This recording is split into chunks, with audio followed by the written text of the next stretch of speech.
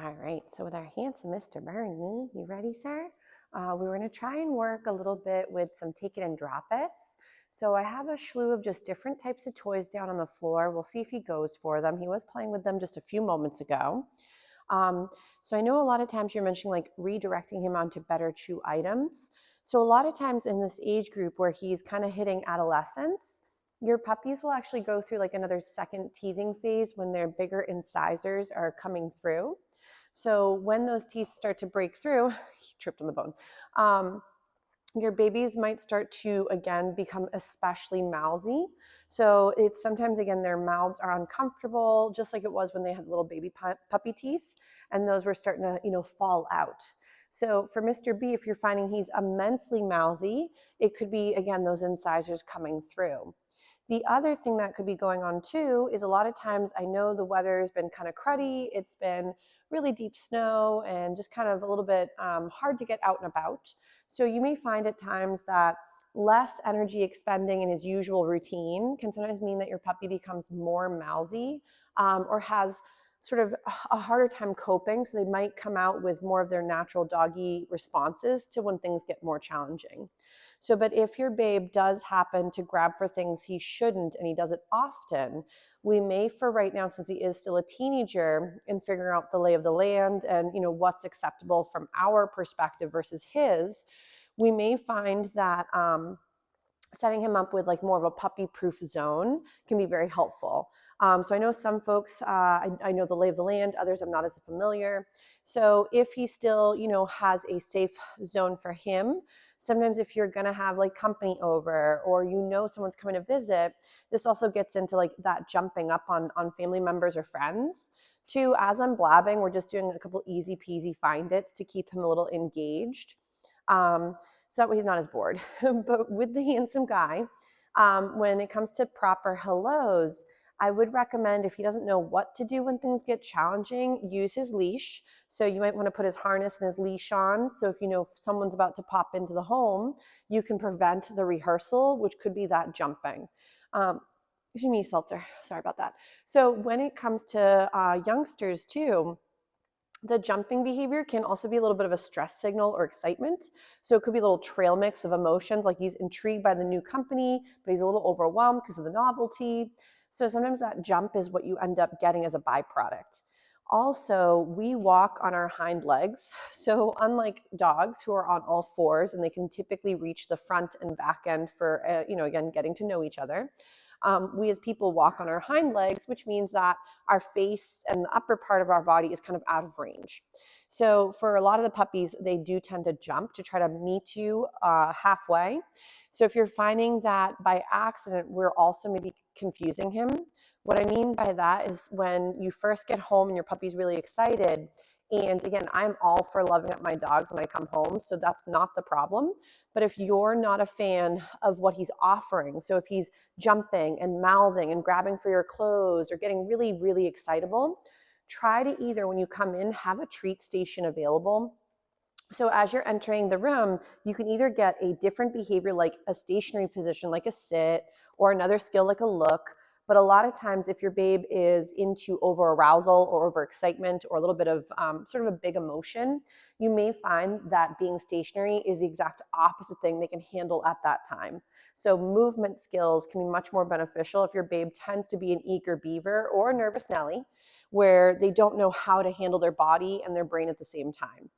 So with Mr. Handsome over here, if he were to come over into my space and I were to able to get a little sit from him, and then I shared some lovies, then that would be a great moment to reinforce all four on the floor with either loves, affection, touching, whatever he seems to like.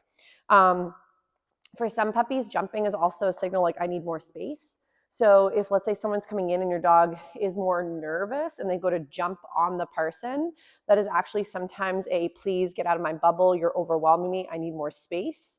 So sometimes we can misinterpret what our dogs might be telling us through their body language. So if you're not as familiar, I know for some of the previous Doggy Day School students, I have mentioned, sometimes checking out some of those resources in the documents I had sent along. There are some visuals for books that I would recommend. One of them is The Canine Body Language, a Photographic Guide by Brenda Eloff. And her book, for example, consists of almost creating a Pictionary of dog body language. So you could look up calming signals or distance increasing signals like aggression or fear responses. You could see what a calm or comfortable dog might look like in the sense that they feel confident. So, but it breaks down the whole dog. So as opposed to us where we typically just look for one body part, the benefit of this book is it breaks it down from their facial expressions, their ear set, their body posture, and their tail. For some dogs that have limited communication skills, like they either are missing ears, missing tails, either because of born or altered, those dogs actually have a harder time being perceived by other dogs. So if you have a dog that sometimes also has a very pushed in face, or they make different noises compared to typical dogs that have the longer snouts, that can also be sometimes where dogs can miscommunicate to one another. So another option too is some dogs that are very fluffy and all one dark color, they have a hard time being read by other dogs because their facial expressions and ear set all kind of blend into one fluffy dog, like a Newfoundland, for example. The Newfies sometimes have trouble because they can come in all black, and then it's hard for the other babes to read their body language. Some dogs also tend to stare. So like some of the herding groups tend to stare, which then throw another dog off, thinking it's sort of a confrontational moment. So there are moments where even other dogs have trouble with different types of dogs, and not because they're biased, but because they maybe haven't seen as many of that type of shape of a dog. Because when they're puppies, if they don't see a bunch of different types of pups or different types of people or different types of movement, remember that novelty come adolescence can now become scary. So what your babe may have felt completely safe around when they were babies, like 5 months and below, is very different to what they feel safe seeing into teenagehood, into adulthood. So remember, puppies don't grow out of behavior, they grow into it. So whatever Mr. B is able to rehearse or practice or not rehearse, he might get better at some of those skills or worse with other things. So right now I love that he's playing, which is gorgeous. So when your babe has things he's allowed to have, I recommend the toy exchange game because it's a really great way to get your puppy to think that letting go of something does not mean the game or the fun is over. We as people tend to swipe things, like I've mentioned in the past, from our puppies to keep them alive. But at the same time, what we end up doing is reinforcing the fact that when we come near, the thing goes away. So even though your babe may have never shown resource guarding, there's a lot of puppies that will grab something, look to you, and then romp away because of their history of what you do near them when they have something. So even though we don't want our puppies to eat acorns or random household items or even wildlife or whatever it might be, if, for example, we tend to say drop it, and that means oh, good job, we then take it away, then that's the problem.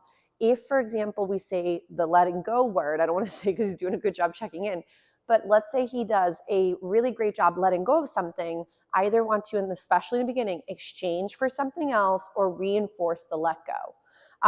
Because if, let's say, every time you had a novel or you were on your phone or you were doing something that you were interested in and someone just came and took it but then gave it back, or took it and gave it back, you're still going to find that annoying. So even if it's like a toy, or maybe they take it and they decide you shouldn't have it, that's again not going to be a great association. Let's say you were enjoying that novel and I came to interrupt you, but this time I gave you $100. Every time I come near, I give you $100. You're going to start to put the book down to anticipate the really nice paycheck coming from me for doing so. So that's kind of how you want to view your puppy with a resource, be it one they can have or one they should not. Because if, again, drop it's tend to equal the game is over, I'm taking it away or stealing it away from their perspective, then having me nearby is not a cool thing. So we want our puppies to feel safe, that if, let's say, they were to play with something and now you're engaging and maybe you want to have them practice going from one item to another, you could then have him be enjoying one, you make the other item come alive by wiggling it or showing it or squeaking it, and then from there you could go and rotate to the next item. Ready, sir? We'll see if we can do a little bit. He liked the tuggy toy better. You want to try that one? Because of course now everybody's watching me. He's like, I couldn't possibly perform under pressure. So we'll see if he wants to try. He's like, lady, I'm already winded. You're so tired. So if your babe is not always toy driven in this setting, so remember that a lot of times he's also a super foodie. So I think for him, if there's any time that there could be an option for a snack, he's like, I don't care about anything else. So, but that's why I tried bringing out some more delicious snacks. Like there's the beef cheek, which is not rawhide. Those are a great chew if you haven't tried them before. They're pretty long lasting and they tend to be at like 12 to 16 inches. So it's a nice big chunk of a product. The beef cheek is digestible, unlike rawhide that is not. So that could be a great venue for him as another dental chew to help him out with those teeth and keeping them pearly white. What do you think about this critter? He's like, that seems more intriguing.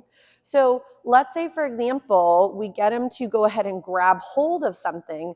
You could, if you find he's very food driven, use food. But if you find that then he stops playing because the food is present, you may want to play with several toys that he finds valuable.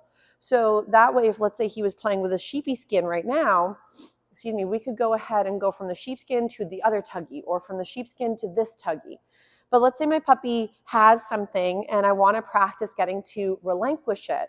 The problem most people do is they go right to the puppy's face and either try to pull it out of their mouth and then somehow reinforce them, or they put the food right to the puppy's face, but it's still a little bit confrontational, because the problem there is, imagine again you were reading your book or having an amazing dessert or something, and I come over and I'm like, oh, wouldn't you want to have this? You don't really know what I have. You stop what you're doing.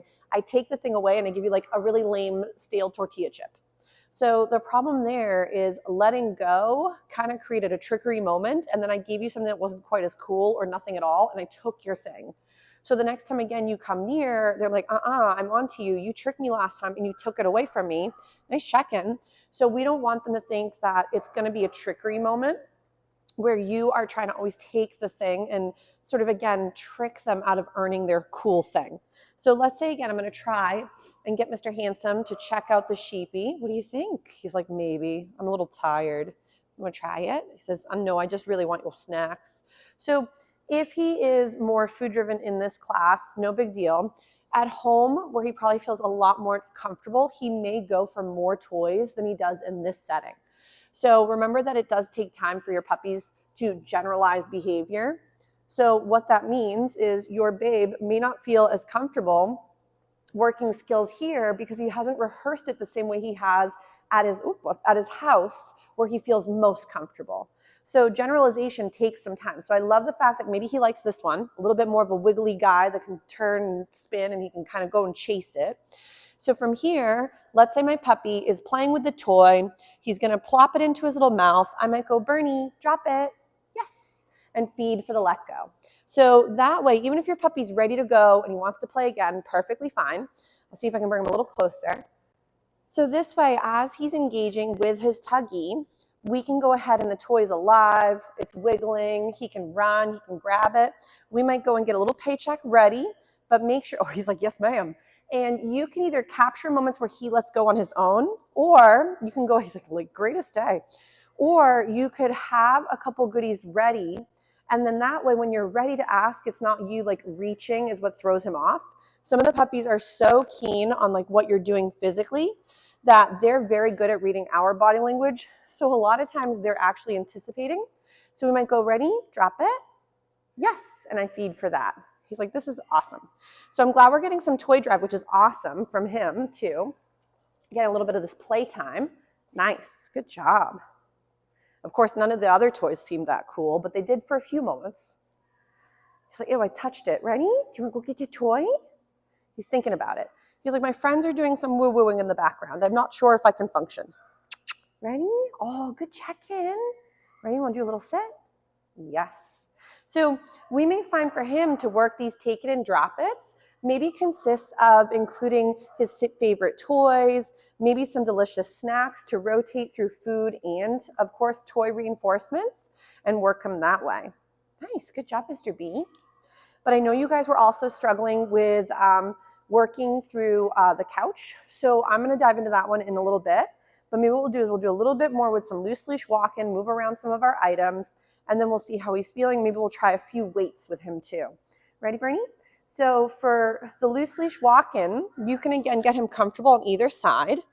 Excuse me, my nose it's been a little bit dry, but it's like a little tickly, so I'm sorry about that. It's a little snuffles.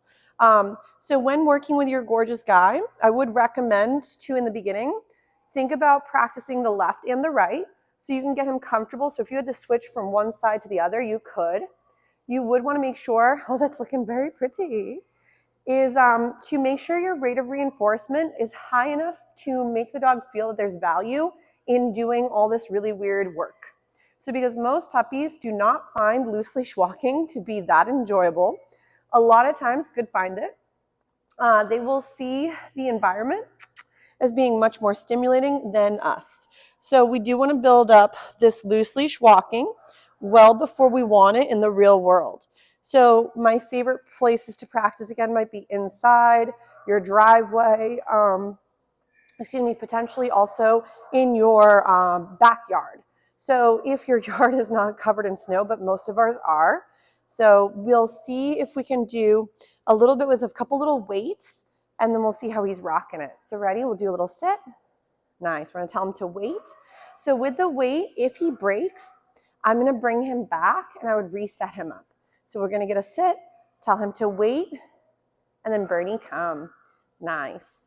So if these were ever really hard for him, don't work the distance on top of distractions, which we have some. His classmates are romping and wrestling in the back and making some noises. So again, we're going to tell him to wait. Bodhi says, I'm very lonely. And then I'm going to call him to me. So Bernie, come. Nice. Good job. Maybe we'll do a little find it. But Mr. B is doing a great job. Maybe I'll have to go give the boys some chews so they can stay a little bit busy when they're taking their naps. But maybe what we'll do is we'll give Mr. B a little breather from this, sneak him out for a quick little potty, and then we'll work a bit with some of those moments where you were having trouble on furniture and having him sort of learn what to do or how to hop off and sort of stay off the furniture when you've asked him to. So, but very nice job with Mr. B. He's off trying to find a crumb that he lost earlier, but we'll give him a little breather and we'll start again.